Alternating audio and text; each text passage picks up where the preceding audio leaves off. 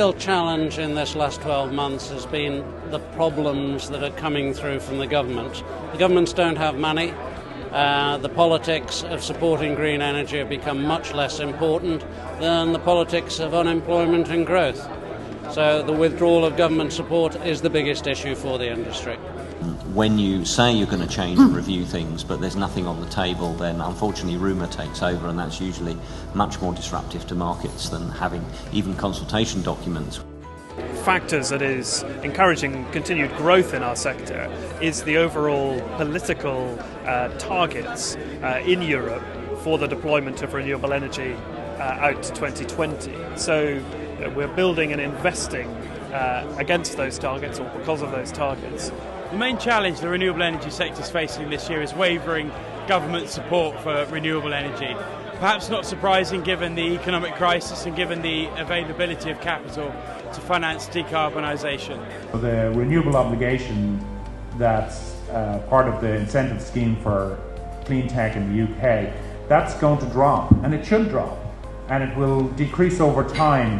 And the reason it has to do that is so that the companies who are supplying the technology will improve the efficiency, become more cost effective and everything else in the way that they develop and deliver the technology. I think one of the challenges is also one of the opportunities, and I think the challenge has been the falling costs of renewables. If you're in the supply chain, whether you're in the wind or the solar business, you've seen costs drop and sales prices drop. ASPs on solar have dropped a lot, and also wind. So it's a threat, I guess, if you're in that supply chain, but it's also an opportunity. As levelized unit costs drop, installations will increase as we get closer to grid parity. So I guess you can say it's a positive or a negative, but it has been a challenge for those of us who've businesses within that supply chain. I think clearly they're creating more uncertainty. Uncertainty or certainty is a word that crops up many times in this industry, and the more one can help the industry to be certain about the investments, the particular projects they're investing in, the better. I mean, clearly the macroeconomic situation is causing great uncertainty. The macroeconomic conditions look horrible. We're watching Europe, by the looks of it, about to tip back into recession. The governments have got a lot of debt to deal with. The banks have got balance sheets they can't handle. Macroeconomic conditions look poor for this industry. So I think we're going to start to see some very strategic and tactical government intervention across Western economies to try and stimulate investment in tactically important areas. Tactically important, i.e. where they're going to create jobs that are valued. Well, I think the main impact is the uncertainty and the nervousness in the markets. And, when stocks go up 10-20% a day, it's very difficult to convince people to make commitments for the next 10 years. So that's the biggest drawback. There is plenty of money. I mean, we are not in a recession at the moment. Well, certainly in the UK, we have ambitious targets. They're in legislation, and that legislation was designed to steer through difficult economic cycles and difficult political cycles. So I think we will keep that ambition. We're committed to that legally. Well, I think sustainability is really critical for retailers, including Tesco. We know that we've got to become more sustainable for the long term. That's about reducing our impact as businesses, reducing our energy use, reducing the impact of the business that we operate, including the products that we sell. So I think what's of increasing importance to retailers is our supply chains.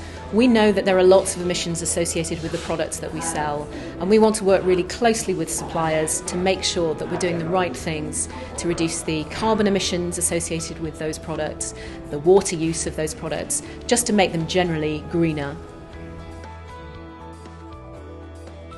You're seeing existing project finance. You're not seeing perhaps at the scale as it was in the lead up to 2008, but there is still project finance in the sector, but perhaps not the growth of other forms of domestic capital that we might have expected. But what is really interesting is players coming into the market for the first time. So we've seen this year significant investment by pension funds, primarily the two Danish pension funds in offshore wind. We've seen the entry of sovereign funds from both the Far East and from the Middle East. And perhaps one of the critical factors we've seen this year is the entry of the Chinese into the supply chain. What we're likely to see as a result of it is fewer wind turbine companies that are better organised and better capitalised, which means the product is getting better across the spread. I actually am quite positive about it. I think we're going to see a lot more certainty as we start to approach the Green Deal and the Green Investment Bank gets a little bit more certainty around it. I think all of the government policies are actually going to get focused into that. So I actually am encouraged that we're going to see a lot more right across the piece, whether it be small scale stuff like microgeneration or large scale offshore or onshore. When looking at our cleantech partner program, we see a lot of startup companies entering the market with a lot of innovative ideas, great ideas in areas, where we have established technologies already. We've allocated a fund for the agricultural sector in the UK to look at deploying small-scale biomass, AD, gasification, you name it, technologies for farmers looking to diversify their businesses, where they can provide a mix of cash flow security and alternative asset security outside the projects. I think some of the most exciting areas we're seeing as a firm are around energy efficiency, and the key driver for that being that it's zero carbon at the lowest possible cost, in fact at a zero cost. So we're starting to see, certainly in the UK and across Europe, a whole bunch of new energy services companies entering this marketplace to provide a suite of services that drives down energy costs for the consumer. The other thing that is a winning sector, in energy, we need all these different modalities, because the renewable part of it is all dependent on regionality. In certain regions, certain renewable energies will be more successful than in others.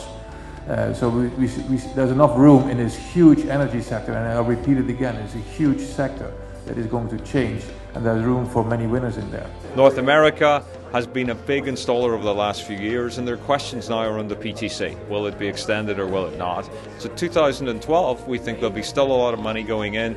The question is, what happens when we get to the end of the year? Is the PTC going to be extended?